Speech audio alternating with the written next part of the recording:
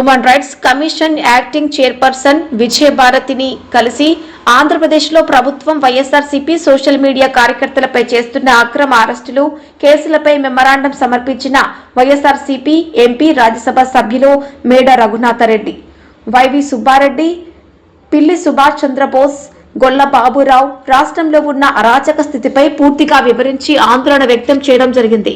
MP Rajya Sabha సభ్యులు మేడ రఘునాథరెడ్డి మాట్లాడుతూ కూటమి ప్రభుత్వం ఎన్నికలకు ముందు ప్రజలకు ఇచ్చిన హామీలను నెరవేర్చాలంటూ రాష్ట్రంలో మహిళలపై అభంశుభం తెలియని చిన్నారులపై లైంగిక దాడులు, హత్యలు చేస్తున్న నీచులను కఠినంగా శిక్షించాలని, ప్రజల శ్రేయస్సు ముఖ్యమని భావించి పరిపాలించాలని తెలియజేయడం జరిగింది. అనంతరం గౌరవ చైర్పర్సన్ సానుకూలంగా స్పందించి పూర్తి స్థాయిలో వివరాలు తెలుసుకుని తగిన ఆదేశాలు జారీ చేస్తామని హామీ ఇవ్వడం జరిగింది.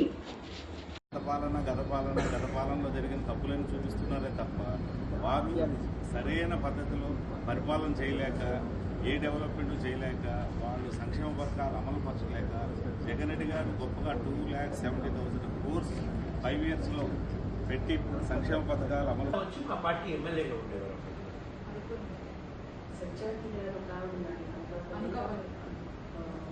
వైఎస్ఆర్సీపీ